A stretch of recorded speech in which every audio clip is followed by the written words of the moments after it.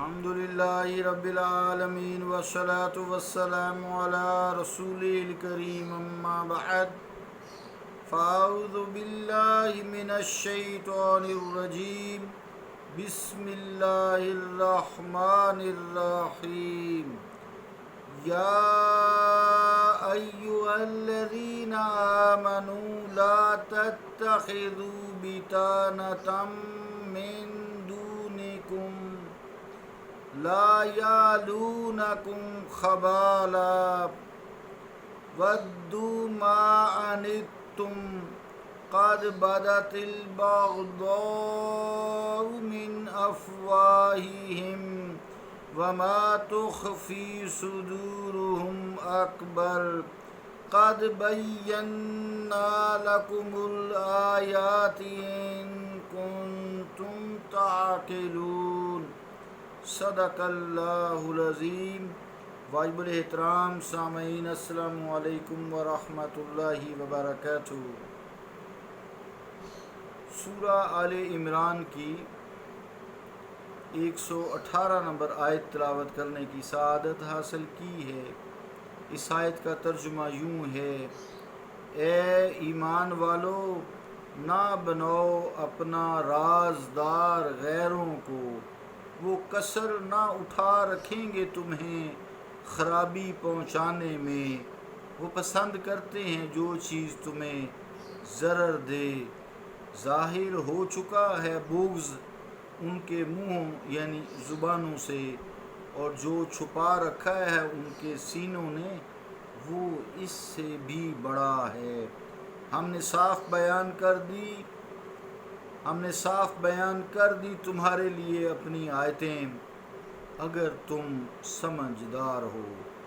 اللہ کا قول سچا ہے جو بڑی ہی عظمت والا ہے۔ عزیزان گرامی قدر، السلام علیکم ورحمۃ اللہ وبرکاتہ۔ اس آیت مبارکہ میں چند الفاظ کی تشریح ضروری ہے۔ پہلے سمجھیں بتانا کیا ہے۔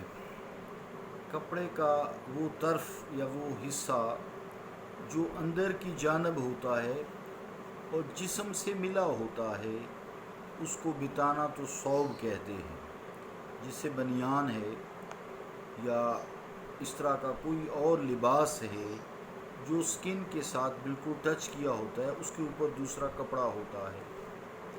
اسی مناسبت سے اس دوست کو بھی بتانہ تن کہا جاتا ہے جس پر کامل اعتماد، بھروسہ ہو اور وہ ہم راز ہو۔ آگے جو یعنی اس سے مراد یہ ہے عربی میں هو الذی یعرفہ الرجل اسرارہ سکاتن بہ، تفسیر بیضاوی۔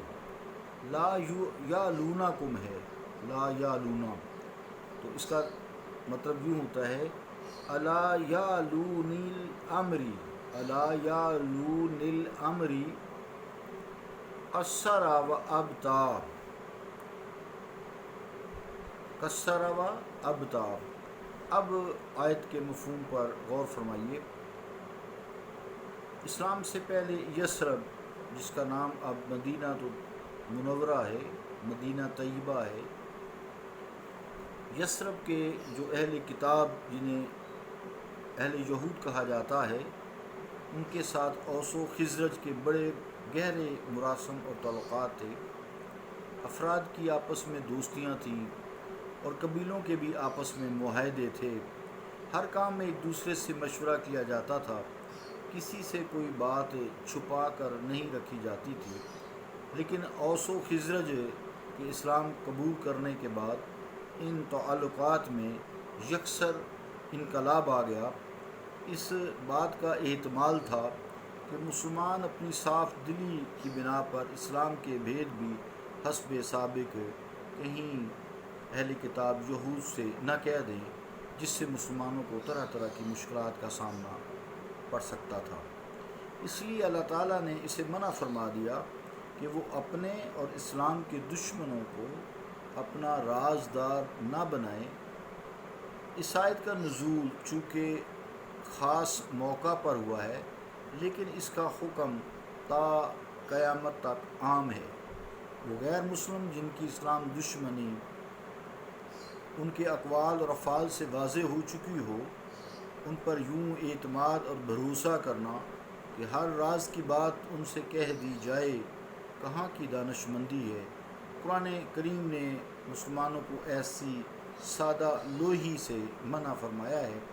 مسلمانوں کے غیر مسلموں کے ساتھ کیسے تعلقات ہونے چاہیے، اسی صورت کی 28 نمبر آیت میں بھی یہ بات کی گئی ہے، جس میں کہا گیا ہے کہ مسلمان یہ نہیں ہے کہ ان کو دشمن سمجھ کے تو ایسے ہی سختیاں کرتے پھریں اور ایک جنگ و جدل کریں، ایسی بات نہیں ہے۔ اسلام دین امن ہے، امن کا دین ہے۔ ان کے ساتھ دوستیاں، آنا جانا، ثقافتی طائفے، ایک دوسرے کے ملک میں تجارت کرنا، ایک دوسرے کو فائدہ پہنچانا، نفع پہنچانا، مل جل کر رفائی کام کرنا، مل جل کر امن کے لیے کوشاں ہونا، مل جل کر فوجی پیکٹ بھی کر سکتے ہیں کہ ہر معاہدہ کر لیں کہ اگر ہمارے دشمن ہم پر حملہ کریں گے تو تم ہمارا ساتھ دو گے، اگر تمہارے دشمن ہم پر حملہ کریں گے تو ہم تمہارا ساتھ دیں گے۔ تو اس طرح کچھ ملک جو ہے آپس میں ایک دوسرے سے معاہدے کر سکتے ہیں۔ موجودہ دور میں اس کو اتحادی کہا جاتا ہے کہ یہ فلاں ملک کے اتحادی ہیں، یہ امریکہ کے اتحادی ہیں، یہ برطانیہ کے اتحادی ہیں، یہ اس طرح اتحادی کہا جاتا ہے، یہ رشیا کے اتحادی ہیں۔ تو فلاحی کام جس میں بنی نوع انسان کی بھلائی ہو وہ منع نہیں ہے، پرخلاق طریقے سے پیش آنا چاہیے تاکہ ان کے دل میں اسلام کی محبت پیدا ہو اور اللہ تعالیٰ ان کو اہدنا الصراط المستقیم پر چلنے کی توفیق عطا فرمائے اور عقیدہ توحید پر وہ آئیں اور اس کے ساتھ دین اسلام قبول کریں۔ یہی قرآن و سنت کی ہمیں تعلیم ہے۔ ایسے تعلقات سے منع کیا گیا ہے جس میں نفرت ہو، جس میں ایک دوسرے کے سر کاٹنے کی تعلیم دی گئی ہو، ایسی باتیں نہیں ہیں۔ البتہ یہاں اتنی قربت بتانا کہا گیا ہے، اتنا قریب نہ کرو کہ کل کو وہ تمہارے لیے آستین کے سانپ ثابت ہو جائیں۔ اللہ رب العالمین ہمیں دین کو سمجھنے اور اس پر عمل کرنے کی توفیق عطا فرمائے۔ صلی اللہ تعالی علی رسول خیر خلقہ محمد وعلی آلہ واصحابہ اجمعین برحمتک یا ارحم الراحمین۔